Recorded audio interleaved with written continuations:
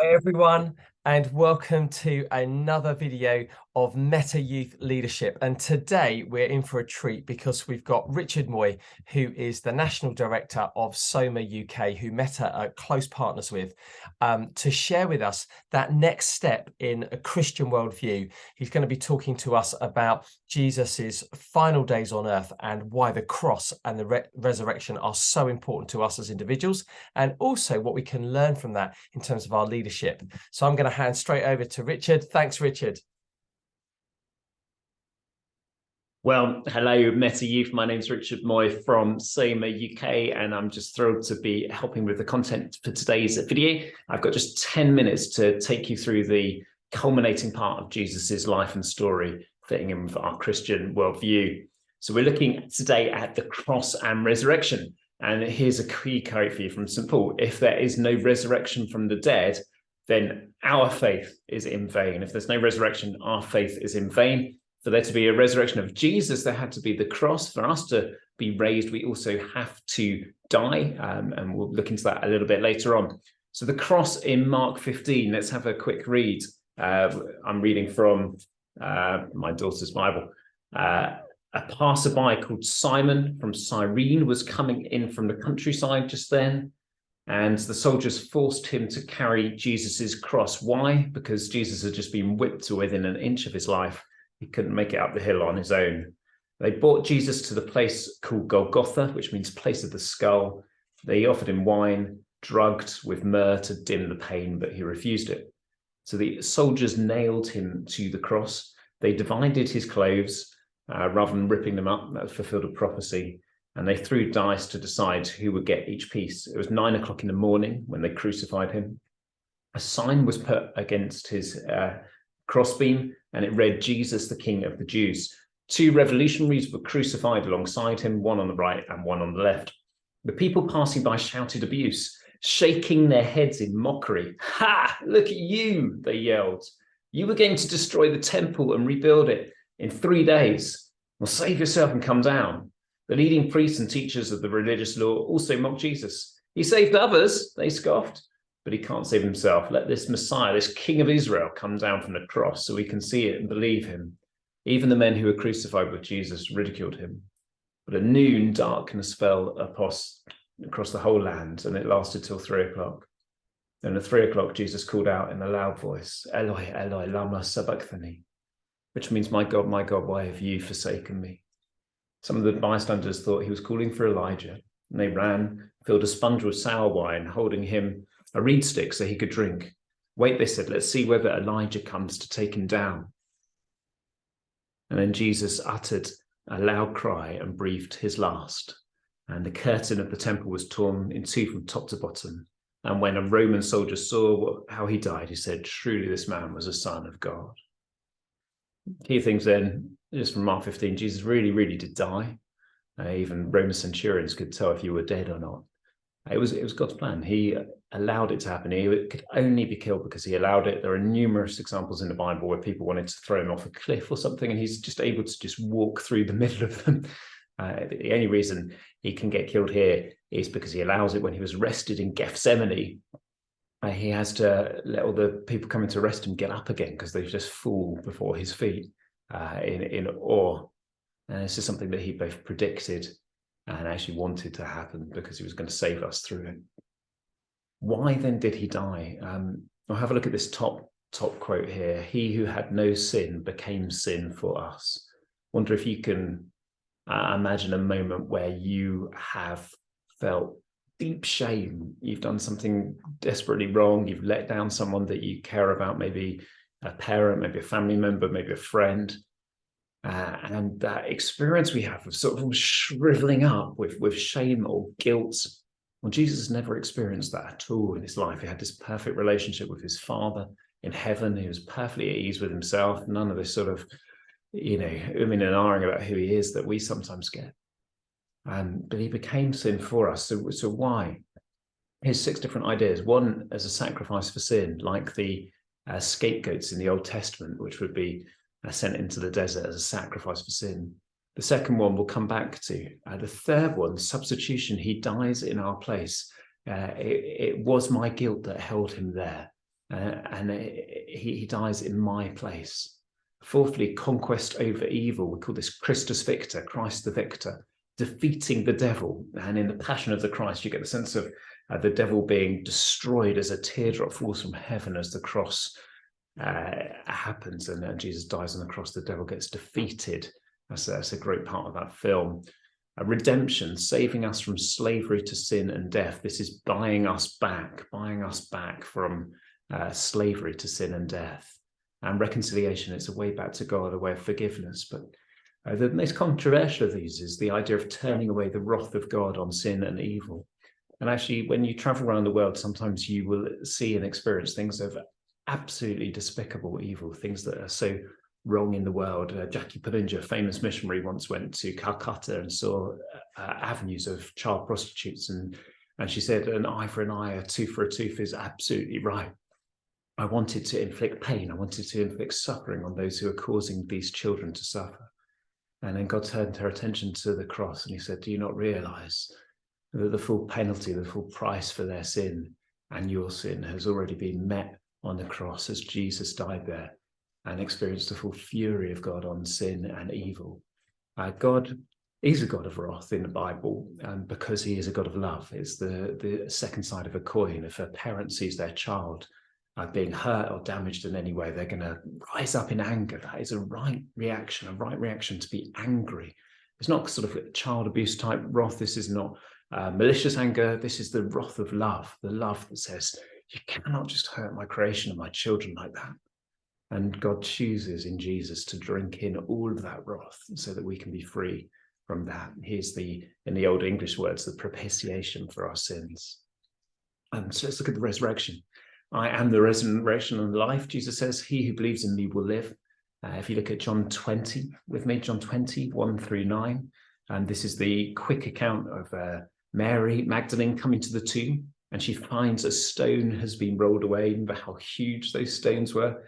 And she runs and finds Simon Peter and the other disciple whom Jesus loved. And she says, they've taken the Lord's body out of the tomb and we don't know where they've put him.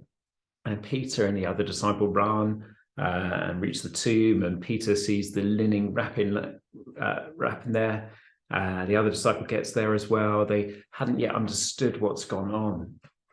This empty tomb is key to the Christian faith. It's a symbol almost as powerful as the cross itself. It is the sign that death did not get to hold on to Jesus. In the Narnia stories, this is the stone table broken in two. Now, the disciples had no reason to be grave robbers. The tomb had been guarded by Roman soldiers, which are a bit like the British SAS, Special Forces troops. They were under threat of death. If they let someone steal the body, they could get killed themselves. Over the next 40 days until Jesus ascends to heaven, there are incredible resurrection appearances of him. In one case to 500 people. In another case, he eats with people. Other cases, he allows people to touch the scars on his hands, so he's not a ghost. And these disciples who saw and witnessed the resurrection were martyred for their belief. Now, on Netflix at the moment, there's a film called The Cross of Christ. It's also a very famous book. Here's the trailer. If somebody wanted to do an investigation into Christianity, where would you start? If the resurrection of Jesus didn't happen, it's a house of cards. You sure you want to give me that loaded gun? I'm pretty sure you're not going to be able to pull the trigger. I spent my entire career as a journalist uncovering the truth until the day my wife presented me with the biggest story of my life. I'm not going to lose my wife and my kids to something that I can't even reason with. And what happened next changed me forever. How can we even talk about historical evidence for the resurrection? The Gospels are filled with contradictions. The empty tomb is based on evidence. And isn't evidence your trade? We all bet our lives on something. The question is, what's it going to be? As much as I would like to help out a fellow skeptic, what you're proposing is impossible. Could Jesus survive being spiked to the cross? There is no evidence of anyone ever surviving a full Roman crucifixion. So that's a great film. I recommend you having a look at it or reading the book, The Cross of Christ, by Lee Strobel. Now, implications of the resurrection. If anyone is in Christ, they are what does the Bible say? A new creation. The old has gone, the new has come.